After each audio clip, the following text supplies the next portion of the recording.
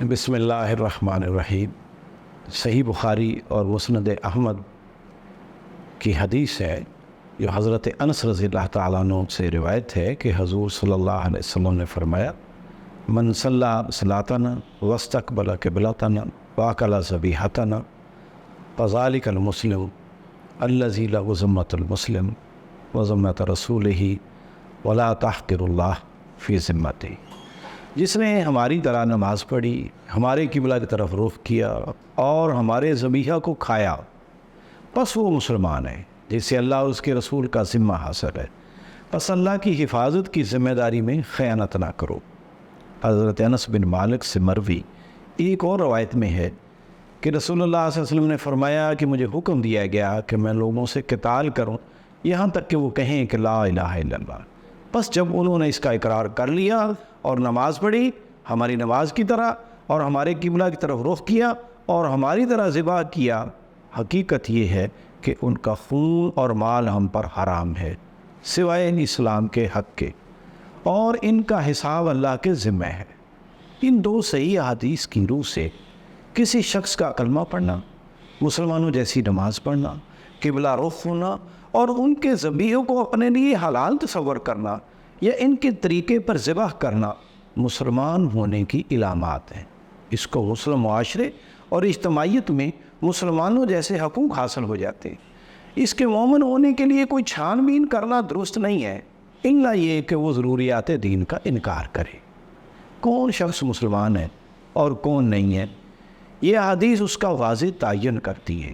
جس شخص کا ان باتوں پر اطمینان نہیں اور چند فقہی اختلافات اور فروعی بحثوں سے استدلال کر کے دوسرے کو غیر مسلم ثابت کرنے پر تلا ہوا ہے، تو اس کو سوچنا چاہیے کہ اللہ کے رسول اس دین کے زیادہ خیرخواہ ہیں یا کہ وہ خود زیادہ خیرخواہ ہیں۔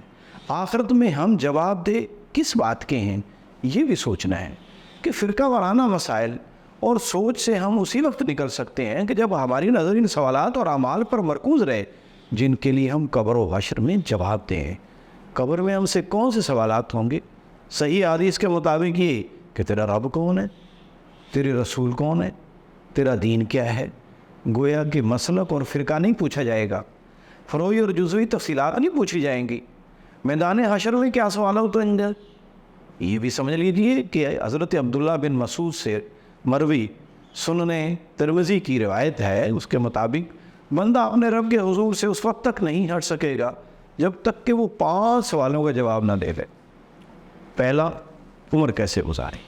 دوسرا، جوانی کن کاموں میں صرف کی؟ تیسرا، مال کیسے کمایا، یعنی حلال ذریعے سے یا حرام ذریعے سے؟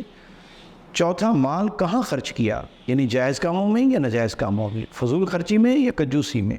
اور پانچواں یہ ہے کہ جو علم تھا اس پر عمل کتنا کیا۔ قبر کے 3 سوال، میدان حشر کے لیے 5 سوالات۔ ان کی تیاری کے موضوع پر کم ہی ایسا ہوتا ہے کہ ہمارے واعظین خوش بیان اور مقررین شعلہ بیان اپنا زور خطابت صرف کرتے ہوں۔ جن سوالات کی جواب دہی کا نہ ہمیں اللہ نے مکلف کیا نہ رسول نے، ان پر تو ہم دن رات مباحثے اور مناظرے برپا کیے ہوئے ہیں، اور جن کی تیاری ہم پر فرض قرار دی گئی ان کے بارے میں یہ غفلت اور سہل انگاری کہ زندگیاں خدا فراموشی میں گزر رہی ہیں۔ دینداروں کی زندگیوں کے بظاہر مقاصد کو دیکھیں تو وہ عام دنیا داروں سے مختلف نہیں ہیں، جو انہوں کے بارے میں بزرگوں نے بھی گویا یہ قبول کر لیا ہے کہ یہ عمر تو گول گپاڑی اور محض کھیل کود کی ہے۔ مال کے ذرائع سے کمانا ہے، بظاہر چہرے کی وضاحت اور لباس اور آداب تام میں بڑے ہی پرہیزگار دکھائی دینے والے دینی مجالس میں شرکت اور محافل کا انعقاد کرنے پھالے بھی رشوت خوری، سود خوری، دھوکہ دہی، کم تولنے، سرکاری وسائل اور املاک پر غاصبانہ قبضے کرنے، بجلی چوری کی جلانے میں کوئی ہچکچاہٹ محسوس نہیں کرتے۔ مال کے خرچ کرنے میں فضول خرچی اور نمود و نمائش تو بڑے دھڑلے سے کرتے ہیں۔ علم کے حصول اور بچوں کی تعلیم میں محض دنیا کمانا اور عہدوں کے حصول کے ذریعے لوگوں کی گردنوں پر مسلط کرنا ہی پیش نظر ہوتا ہے، چاہے اس کام کے لیے انہیں اپنے بچوں کو ایسے سکولوں اور یونیورسٹیوں میں داخل کرانا پڑے جہاں بچے کی ذہن سازی اور کردار سازی اسلام سے نفرت اور بیزاری پیدا کرنے والی ہو۔ اگر دینی علم حاصل کر لیا ہو تو اس پر بھی عمل خال ہی دکھائی دیتا ہے۔ کسی دوسرے مسلک کے مدرسے، کسی دوسری تنظیم کے مذہبی اجتماع، کسی دوسرے عالم کی علمی مجلس میں شرکت سے ہم اپنی اولادوں کو حد المقدور روکتے ہیں، کہیں ایسا نہ ہو کہ ان کا عقیدہ اور مسلک خراب ہو جائے۔ لیکن انہی لوندوں کو یہ فرقہ پرست افراد خوشی خوشی ان تعلیمی اداروں کے سپرد کر دیتے ہیں جو نئی نسلوں کو سرے سے اللہ رسول کا باغی بنا دیتے ہیں، سیکولرزم اور لبرلزم کا ذہنی غسل دیتے ہیں کہ دین، عقیدہ، مسلکی مسائل ان کی نظر میں محض ڈکوسلے قرار پاتے ہیں۔ وہ دینی روایت کے باغی اور اپنی تہذیب و ثقافت کی بجائے غیروں کے کلچر کے دلدادہ بنے ہوتے ہیں۔ مسلکی مسائل کی ترویج و اشاعت اور نفاذ و عمل درآمد میں ہم جتنے سخت گیر ہیں، کاش ان 5 سوالوں کی جواب دہی میں بھی اتنے ہی حساس ہو جائے۔ بروز قیامت عمل کی سب سے پہلی جو پوچھ گچھ ہوگی وہ نماز کی ہے۔ ایک حدیث کے مطابق افضل ترین عمل بر وقت نماز پڑھنا ہے۔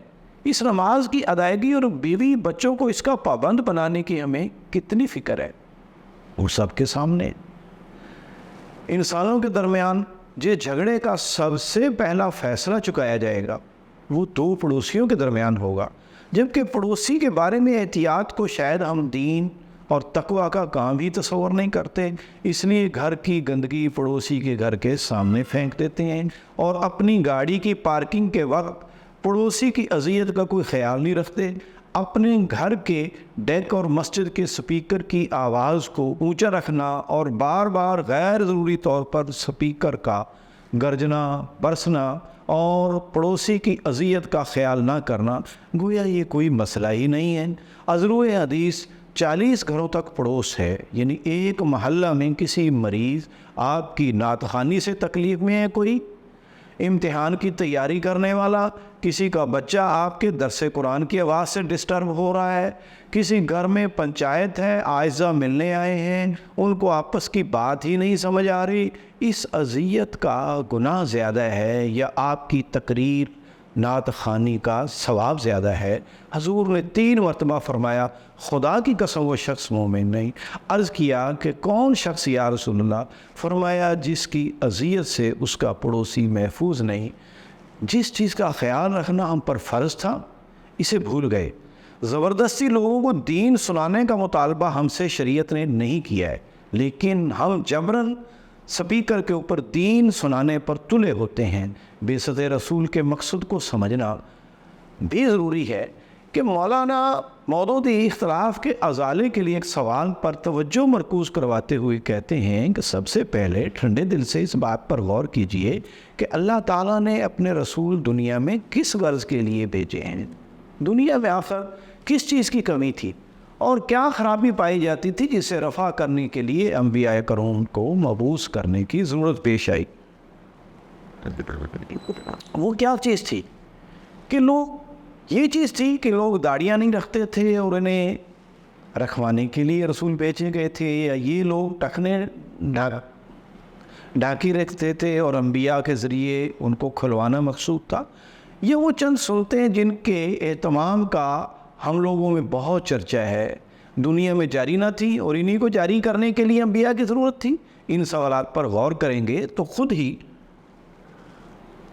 کہیں گے کہ اصل خرابیاں یہ نہیں تھیں جنہیں دور کرنا مطلوب تھا، اور وہ حقیقی بھلائیاں کیا تھیں جنہیں قائم کرنے کے لیے ضرورت تھی۔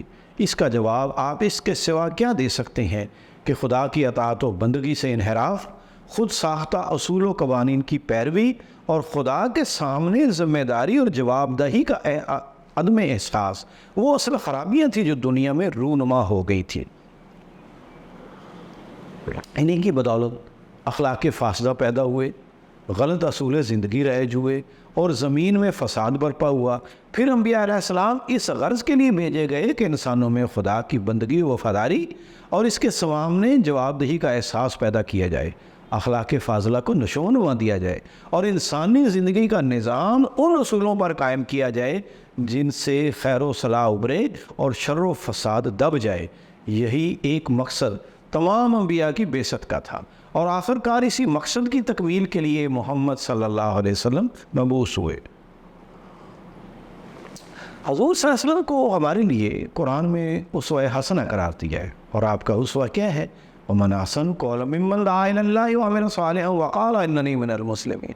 اور اس سے بڑی بات کس کی ہوگی کہ جو اللہ کی طرف بلائے، خود نیک عمل کرے اور کہے کہ میں مسلمان ہوں۔ حضور کی پہلی بات لوگوں کو اللہ کی طرف بلانا ہے، کسی قومی اور قبائلی عصبیت کی دعوت دینا نہیں، صرف اللہ تعالیٰ کی طرف جو دعوت دینے والے کا بھی رب ہے اور جس کو دعوت دی جا رہی ہے اس کا بھی رب ہے۔